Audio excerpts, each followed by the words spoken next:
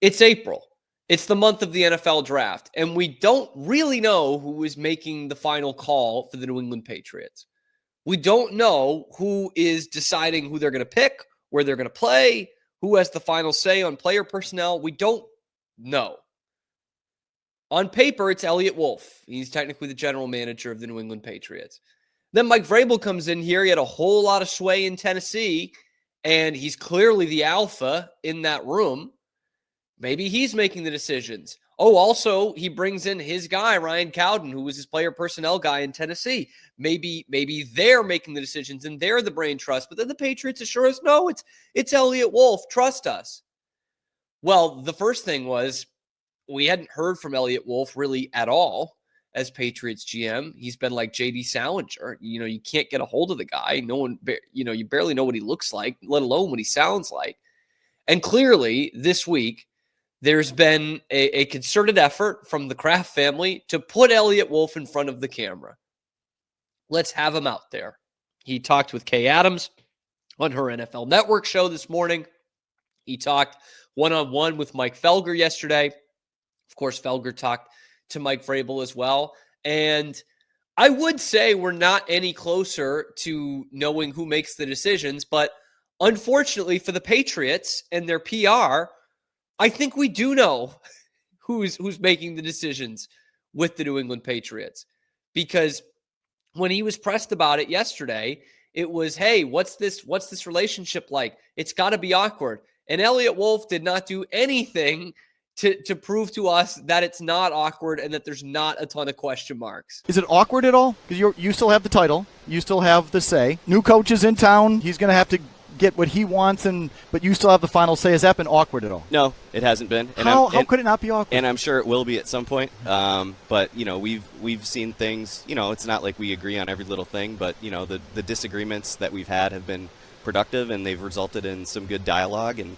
I think if you get a staff together where everyone agrees on everything, it doesn't necessarily like that. That's not productive either. So I think as long as we keep the important thing, and that's winning football games, it's gonna go well. So I have to say some of the things to you that I'd say when you're not here, or else people will kill me, and it's only fair. But when Vrabel got the job, I said if you were here, it would be to turn off the lights, retrieve the faxes, and pick up guys from the airport. Okay.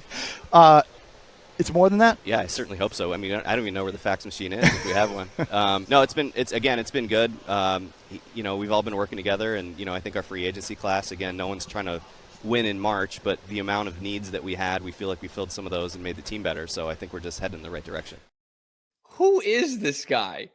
No wonder he was not in front of a microphone or a camera for a year. Is there a less charismatic person in all of the NFL than Eliot Wolf? The son of a famous GM, and that's really his claim to fame as he takes over the GM of the New England Patriots. Like, what was that? There was nothing in there that had any kind of conviction of, you know what, I'm making the decisions. Or even, you know what, Mike and I have a really great relationship. We get at each other sometimes. I mean, he essentially says that, but he's like, yeah, I mean, it's you have to disagree a little bit. Like that, it exudes zero confidence in this team, in this organization. So why is he even up there doing this? Why is this the Kraft family grand plan to put this guy out there in front of the cameras in the most popular Boston sports talk show, Felger and Maz? And if he's going to sound like that, I mean, golly, man, that does not sound like the guy in charge. Does it to you? I can give you 15 sports talk radio hosts who would talk for 5 minutes that I would rather have as the Patriots GM based on that than Eliot Wolf. Like, what was that? And it gets even worse because the question isn't about his charisma. He clearly doesn't have any, right? The question is about the player personnel and who's making the call, and especially for this number 4 overall pick in the draft. It's one of the most important draft picks in New England Patriots history, outside of last year and maybe the Mac Jones pick. I mean, you're talking about the most important since, Drew Bledsoe, number 1 overall in 93. Like, so it's in the top 5 of the last 30 years. And you kind of have some good things going in terms of you like the coach. You've got the good young quarterback. You've got an all-pro that you drafted in the first round 2 years ago on the defensive side. You've made a lot of moves on the defensive side. Maybe you're all set there. Maybe you want to, finally get some weapons for Drake May. The bottom line is this first-round pick, this premium top 5 pick, could be hugely influential for the Patriots franchise for next year, for the next 5 years, and hopefully for the next 10 years. Hopefully in a good sense for the next 10 years.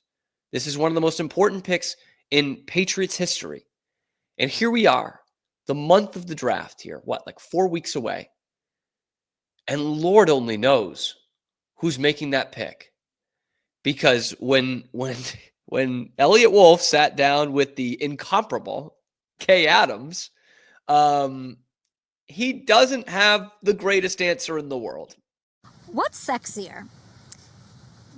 Stephon Diggs with Travis Hunter or Christian Gonzalez with Travis Hunter? That's a great question. And I think, if he's available, which is a huge question mark, that'll be up to the coaching staff to determine, where he's going to fit in and also if we would even pick him. So Eliot's not making the pick. He just said it. The coaching staff's making the pick, right? We like him, but it's all about what the coaching staff says. And this is the problem with the Patriots organization of the last 2-3 years here. The real crux of the problem, other than they don't have any friggin' talent. Okay? I understand, Eliot, when Kay Adams is looking you in the eyes and is, just a couple of feet away from you and asks what's sexier, there's a lot going on in your mind, okay? There is a bevy of questions and answers that are going through your mind when literally one of the sexiest people on TV asks you what's sexier and gives you seconds to respond. I get that. That's tough. I've personally never been in that kind of situation, but that is tough, okay? I've dreamt about it, and those are tough dreams. And again, we talk about the importance of this pick, and the problem with this organization, specifically the last 2 years, is who is in charge. Because going back to that Felger clip, when he says we're in the honeymoon phase there, that sounds a lot like what he said at this time last year about Gerard Mayo. And Gerard Mayo was done after one abysmal year. And to be quite fair to him, I don't think this front office set up Gerard Mayo to succeed.